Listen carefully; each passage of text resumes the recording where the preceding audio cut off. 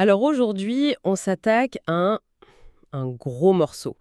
Un outil que beaucoup de traders croient connaître par cœur. Le fameux MACD. Exactement.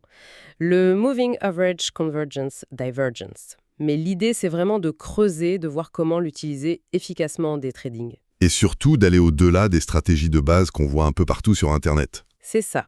Et pour y arriver, on a épluché pas mal de sources.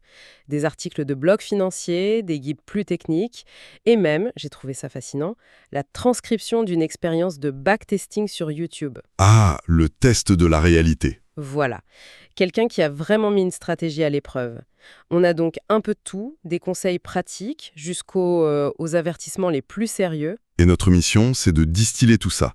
Pas seulement pour expliquer comment le MACD fonctionne, ça, bon, c'est la base. On va le faire quand même, mais rapidement. Oui, mais surtout pour comprendre pourquoi tant de gens l'utilisent mal, pourquoi cet outil peut faire perdre de l'argent. On va parler réglages, stratégies avancées et les pièges à éviter. Parfait. Alors on y va, décomposons ça. Le MACD. Développé par Gerald Appel, c'est ça, dans les années 70. C'est ça. À la base, c'est un outil pour mesurer la relation entre deux moyennes mobiles. Son but, c'est d'évaluer la force, la direction et surtout le momentum d'une tendance. Le momentum, donc la vitesse, l'accélération. Exactement. Et pour ça, il y a trois composantes clés. La première, c'est la ligne MACD elle-même. C'est un peu le moteur de l'indicateur. Et ça, c'est juste la différence entre une moyenne mobile rapide et une lente, non? C'est tout à fait ça. Par défaut, une moyenne mobile exponentielle sur 12 périodes, moins une autre sur 26. D'accord. Ensuite, deuxième élément, la ligne de signal. Qui est en fait une moyenne mobile de la première ligne. Une version plus lente, lissée, pour donner des points de repère. Voilà. C'est une moyenne sur 9 périodes de la ligne MACD. Elle agit comme un filtre, et c'est leur croisement qui donne les fameux signaux.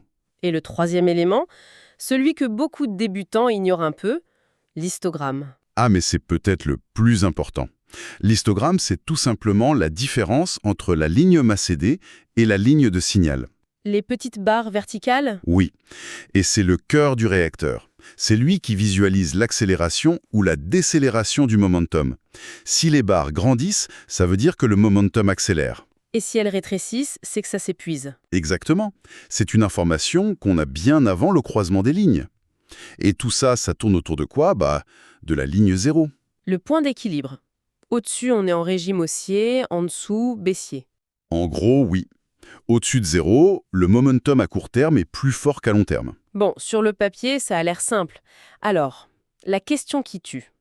Pourquoi est-ce que toutes nos sources insistent sur le fait que le réglage standard, le fameux 12-26-9, est souvent une catastrophe en day trading? Parce qu'il n'a pas été conçu pour ça, tout simplement.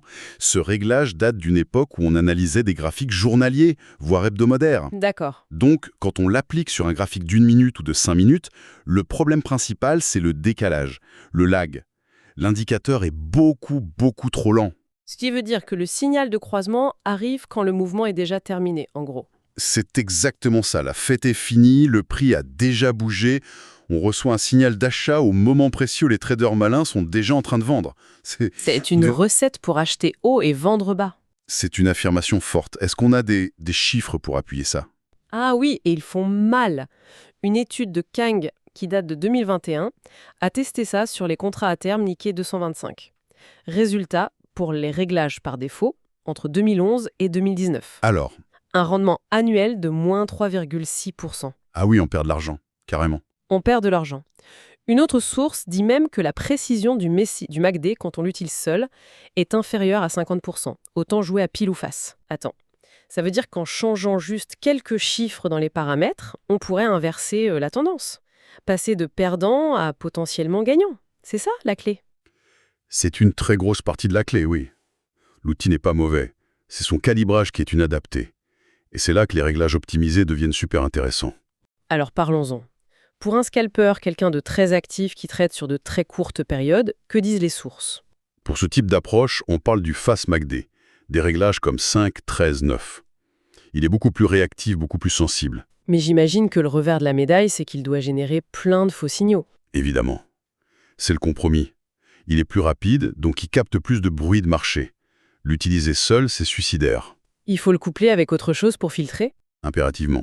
Il faut le confirmer avec un RSI, des stochastiques, et surtout avec le volume. Un signal sur un fast MACD, sans une augmentation du volume, c'est souvent un piège. Ok, ça c'est pour les plus rapides. Et pour un day trader un peu plus classique, sur des graphiques de 15 ou 30 minutes? Là, on peut utiliser ce que les sources appellent un médium MACD. Par exemple, des réglages comme 8, 17, 9. C'est un bon équilibre. Moins de faux signaux, mais toujours assez réactifs. C'est l'idée. Il filtre déjà une bonne partie du bruit. D'ailleurs, une étude de Chen et Zhou a montré que des paramètres comme ceux-là, quand on les intègre dans des algorithmes, peuvent augmenter les rendements annuels de 5%. Et puis, j'ai vu un truc qui m'a surprise. Une approche qui semble contre-intuitive. Utiliser des réglages très larges, genre 5, 35 ou même 6, 44. En augmentant l'écart comme ça, on ne rend pas l'indicateur encore plus lent? C'est une excellente question. On pourrait croire ça, mais en fait, l'objectif est complètement différent. Ici, on ne cherche plus la réactivité. On cherche quoi alors? On cherche à filtrer tout le bruit. En élargissant autant l'écart, on demande à l'indicateur d'ignorer les petites fluctuations sans importance. Il ne va réagir qu'aux vrais gros changements de momentum. Les signaux deviennent beaucoup plus rares. Mais de bien meilleure qualité. Précisément. Et c'est là que ça devient fascinant. L'étude de Kang, celle qui montrait moins 3,6% pour les réglages par défaut, Oui, eh bien, elle a révélé que ces configurations larges et optimisées généraient des rendements annuels de plus de 11%. 11%, c'est une différence colossale. On passe d'une stratégie perdante à une stratégie nettement gagnante, juste en changeant 3 chiffres. Ça fait réfléchir. Clairement. Donc on a les bons réglages. Mais les sources insistaient toutes. Même avec ça, si on se contente de regarder les croisements, on passe à côté de 90% de l'information.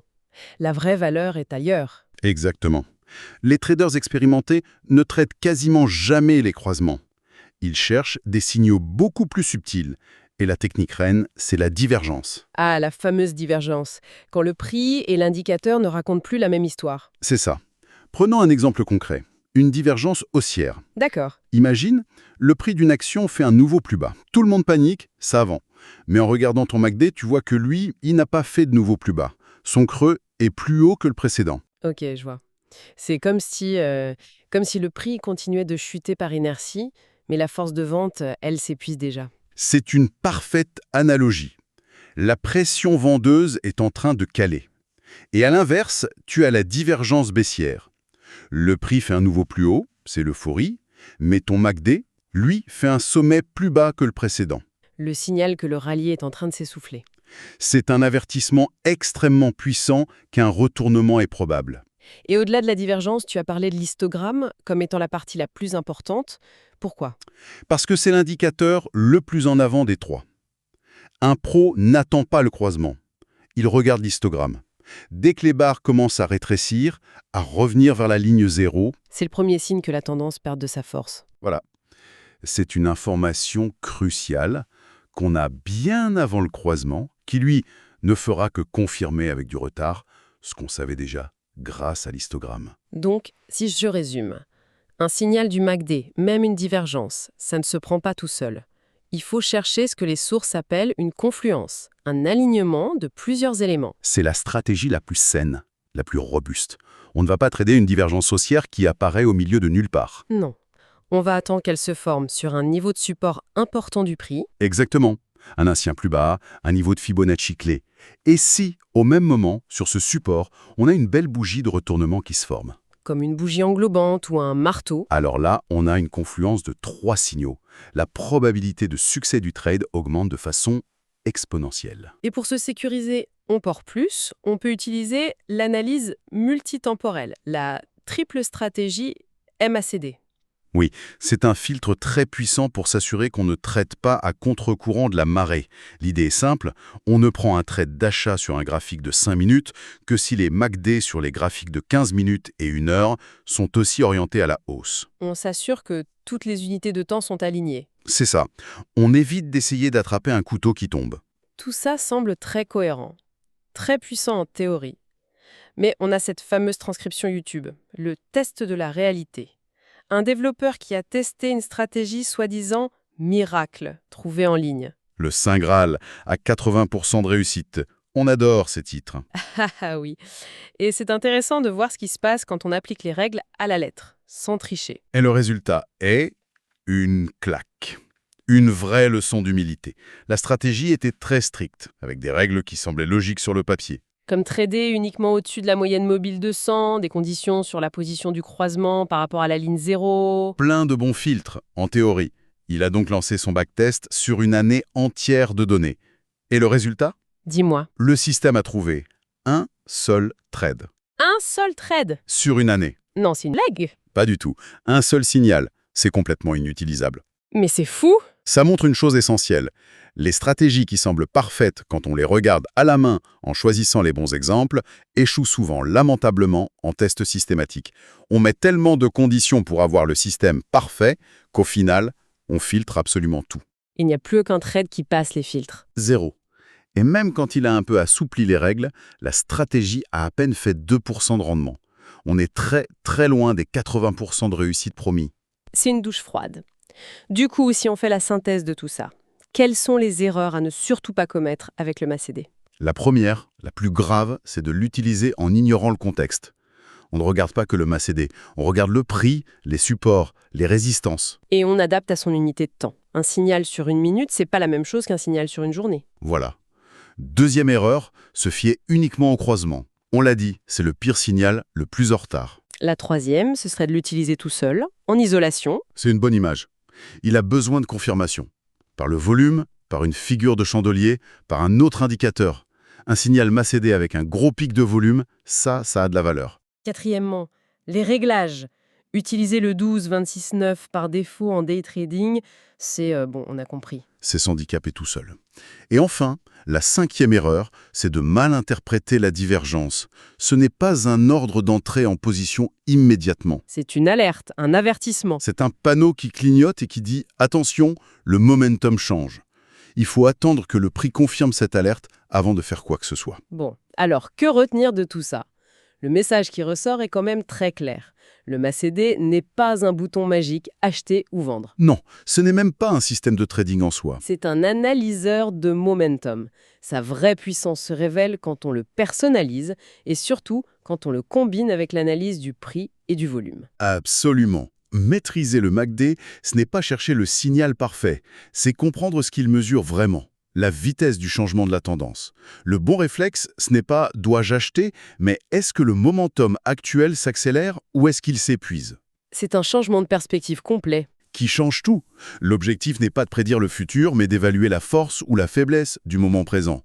Et pour laisser nos auditeurs avec une dernière pensée à méditer, ça me fait réfléchir à un truc. Sachons que le MACD est un dérivé du prix, qu'il est donc par nature toujours un peu en retard. Est-ce que son utilité principale, finalement, ce ne serait pas de nous empêcher de prendre les mauvaises décisions? C'est-à-dire? De nous empêcher d'acheter en pleine euphorie au sommet alors que l'histogramme montre déjà clairement que tout s'épuise.